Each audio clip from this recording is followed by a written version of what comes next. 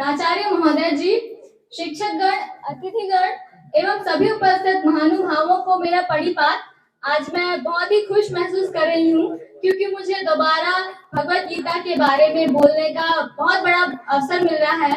आप सभी को बहुत बहुत धन्यवाद कि आप लोगों ने मुझे इतना बड़ा अवसर दिया और मैं आपको फिर से दिल से धन्यवाद कहती हूँ। आपका बहुत बहुत धन्यवाद। मैं आज अध्याय 12 का 15वां श्लोक बताने जा रही हूँ, जो इस प्रकार है। यस्मानोद्विजते लोको लोकानोद्विजते च यः हर्षामर्ष भयोद्विग्न मुक्तो यः स च मे प्रियः, अर्थात जिससे किसी को कष्ट नहीं पहुंचता तथा जो अन्य किसी के द्वारा विचलित नहीं किया जाता, जो सुख दुख में भय तथा चिंता में संभाव रहता है, वह मुझे अत्यंत प्रिय है। ऐसे भक्त द्वारा कोई व्यक्ति कष्ट, चिंता, भय या संतोष को प्राप्त नहीं होता। अतएव चूंकि भक्त सबों पर दयालु होता है, अतएव वह ऐसा कार्य नहीं करता जिससे किसी को चिंता हो। साथ ही यदि अन्य लोग भक्त को चिंता में डालना चाहते हैं तो वह विचलित नहीं होता।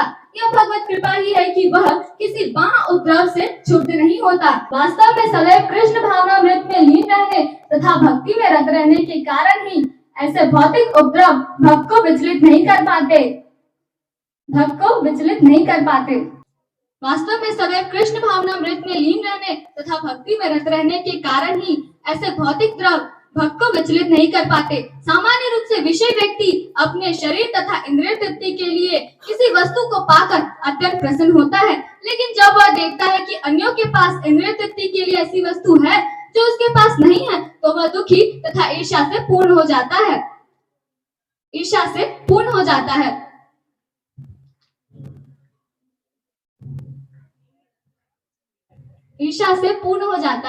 और जब वह अपने शत्रु से बदले की शंका करता है तो वह भयभीत रहता है, और जब वह कुछ करने में सफल नहीं होता तो वह भयभीत रहता है। ऐसा भक्त जो इन समस्त उपद्रवों से परे रहता है, वह कृष्ण को अत्यंत प्रिय होता है। इसके बाद मैं अब द्वितीय श्लोक, जो अध्याय 12 का है और 16वां श्लोक है, जो मैं बताने जा रही हूँ आप सभी को। अनपेक्ष शुचिर दक्ष उदासीनो गतव्यतः सर्वारंभ परित्यागी यो मद्भक्तः स मे प्रियः, अर्थात मेरा ऐसा भक्त जो सामान्य कार्यकलापों पर आश्रित नहीं है, जो शुद्ध है, दक्ष है, चिंता रहित है, समस्त कष्टों से रहित है और किसी भी फल के लिए प्रयत्नशील नहीं रहता, वह मुझे अत्यंत प्रिय है। भक्त को धन दिया जा सकता है, किंतु उसे धन अर्जित करने के लिए संघर्ष नहीं करना चाहिए। भगवत कृपा से यदि उसे स्वयं धन की प्राप्ति हो तो वह उद्विग्न नहीं होता। स्वाभाविक है कि भक्त दिन भर में 2 बार स्नान करता है और भक्ति के लिए प्रातः काल जल्दी उठता है। इस प्रकार वह अंदर से और बाहर से स्वच्छ रहता है। भक्त सदैव दक्ष होता है क्योंकि वह जीवन के समस्त कार्यकलापों के सार को जानता है और प्रमाणिक शास्त्रों में दृढ़ विश्वास रखता है। भक्त किसी भी दल में भाग नहीं लेता, अतएव वह चिंता मुक्त रहता है। इस प्रकार वह सभी चिंताओं से मुक्त रहता है। समस्त उपाधियों से मुक्त होने के कारण वह कभी व्यथित नहीं होता, अतएव वह चिंता मुक्त रहता है। और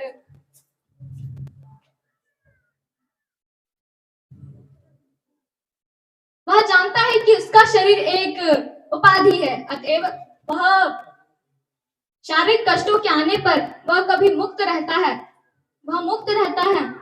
और शुद्ध भक्त कभी भी किसी ऐसी वस्तु के लिए प्रयास नहीं करता जिससे उसकी भक्ति के नियमों के प्रतिकूल हो, जैसे कि किसी विशाल भवन को बनवाने के लिए काफी शक्ति लगती है। अतएव शुद्ध भक्त कभी भी ऐसे कार्य में हाथ नहीं लगाता जिससे उसकी भक्ति में प्रगति न हो पाती हो। वह भगवान के लिए मंदिर निर्माण करा सकता है और उनके लिए समस्त प्रकार की चिंताएं भी उठा सकता है, लेकिन वह अपने परिवार वालों के लिए बड़ा सा मकान नहीं बना पाता।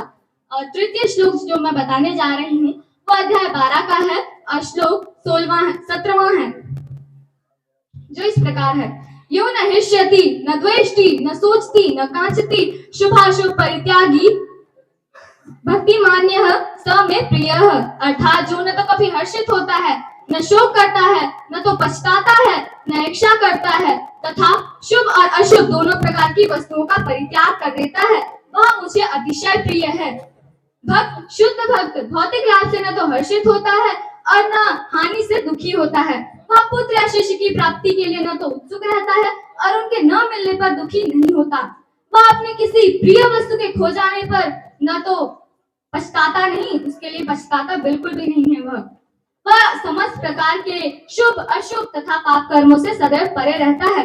वह परमेश्वर की प्रसन्नता के लिए बड़ी से बड़ी विपत्ति को सहने के लिए तैयार रहता है। यह श्लोक हमें बताता है कि जो व्यक्ति अपने मन और बुद्धि को नियंत्रित कर लेता है, जो व्यक्ति किसी भी बात से प्रभावित नहीं होता और जो व्यक्ति शुभ तथा अशुभ दोनों प्रकार की वस्तुओं का परित्याग कर देता है, वह भगवान को बहुत ही प्रिय होता है।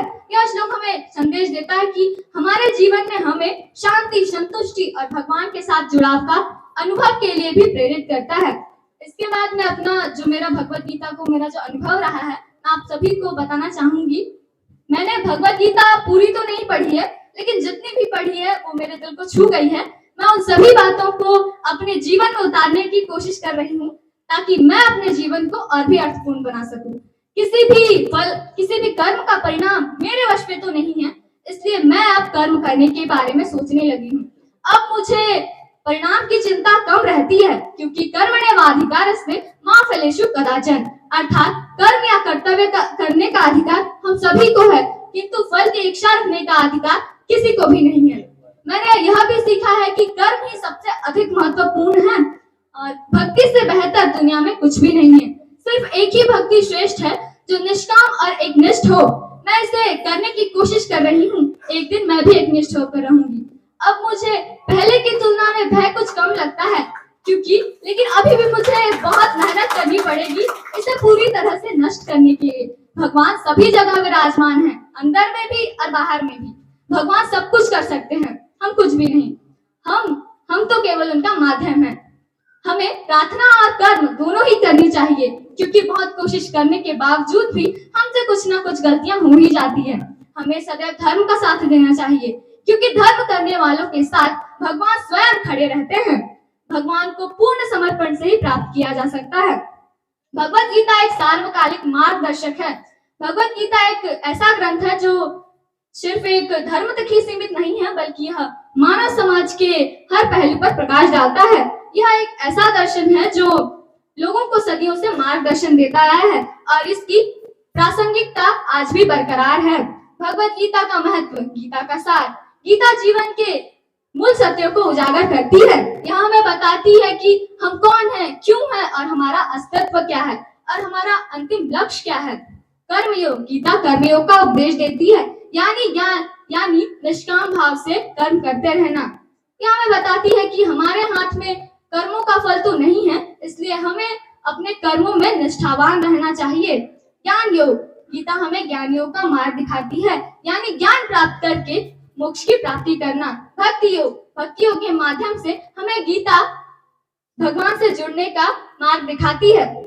आधुनिक समय में भगवत गीता की प्रासंगिकता, तनाव और चिंता, आज के तनावपूर्ण जीवन में गीता हमें शांति और संतुष्टि और स्थिरता को प्राप्त करने का मार्ग दिखाती है। आत्मविकास, गीता हमें आत्मविकास के लिए प्रेरित करती है। यह हमें बताती है कि हमें अपने अंदर के ज्ञान को जगाना चाहिए। समाज सेवा, यह गीता हमें बताती है कि समाज सेवा करनी चाहिए, समाज सेवा के लिए प्रेरित करती है और हमें बताती है कि हमें सदैव दूसरों की मदद करते रहना चाहिए। नैतिक मूल्य, गीता नैतिक मूल्यों को अपनाने और एक अच्छे इंसान बनने की प्रेरणा देती है।